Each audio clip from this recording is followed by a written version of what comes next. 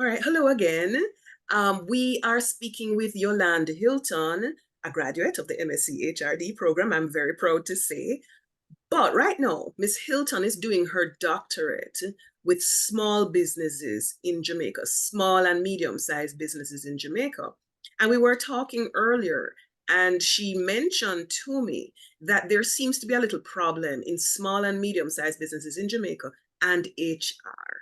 And of course, I'm asking her, what are those problems? What is happening with HR in SMEs in Jamaica?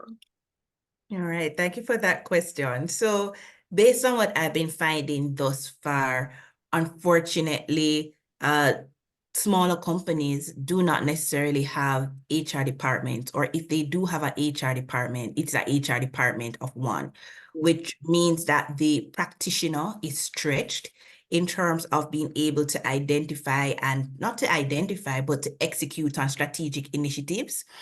And there are cases where the person responsible for HR is not necessarily a trained HR practitioner. They may have been an administrative assistant who has now been put into that HR role. And so what it does is to further emphasize the thought process in some of our SME owners that HR is a cost center. HR is not seen as valuable. HR is very administrative. And in the mind of an entrepreneur, when you're wearing so many hats, it is difficult to spend time on an area where you may not necessarily see it as being valuable based on past experiences. So what I've observed is persons who come out of corporate and move into entrepreneurship sometimes see HR as the administrative section. And when I say that, you just you pay staff, you deal with the paperwork, but not seeing where it aligns to them actually meeting their business objectives. And so that is the transition and the transformation that now needs to take place, because things that we take for granted makes a difference. So for instance, one of the things I'm doing is introducing the importance of having an employee handbook. Now, we might think that it's administrative, but things are changing. Expectations of our workers are changing. And so having that handbook allows us to be accountable. Performance management processes, how do we really invest in that?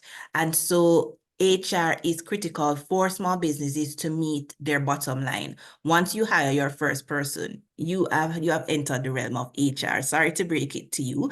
And as a result of that, if you want to be successful, paying attention to your environment, ensuring you hire the right person, especially in a small business.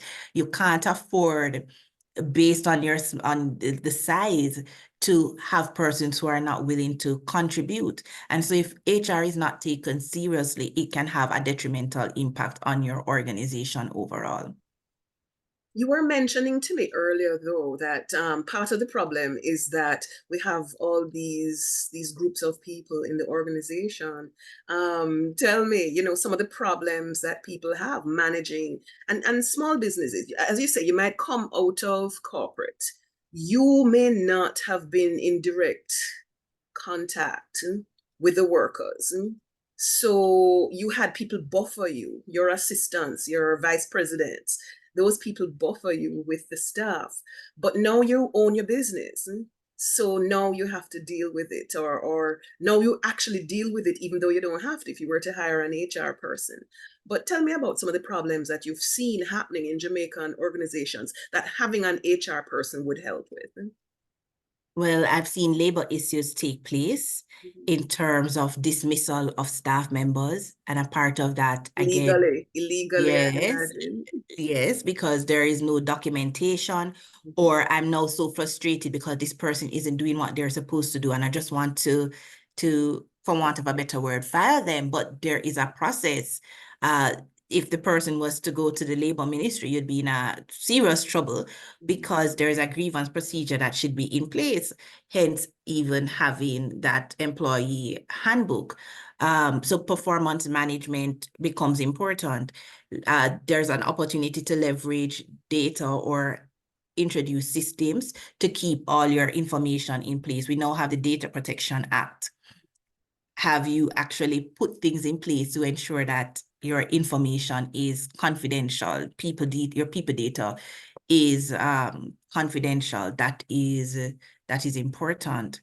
So there are different facets that we have to consider. And when you spoke about diversity, the reality is our workplace has individuals with different personalities and different values. And those values are also influenced by the generation that you were born in. So this is where you talk about millennials and Gen Zs. And I'm sure when I mention Gen Z, some of the entrepreneurs will smile because their values are a little bit different. So for example, those kids who grew up during COVID, they know to use Zoom better than I do. They didn't have to go through necessarily this cursive business. They're going to learn how to type and use PowerPoint. Their expectation in the workplace is going to be completely different.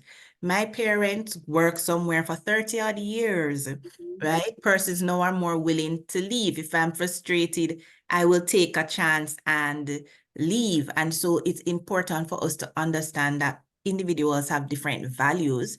And if we are able to hone into that, we can now be very specific in what we do to ensure that they're satisfied with the job and stay with us instead of leaving. Okay. All right. Thank you so much. At Here. some point, I'm sure we're going to talk to you again, especially after you finish your program. But thank you so much for spending some time with us this afternoon, Yolande. All You're right. most Walk good. welcome. Walk good. All right.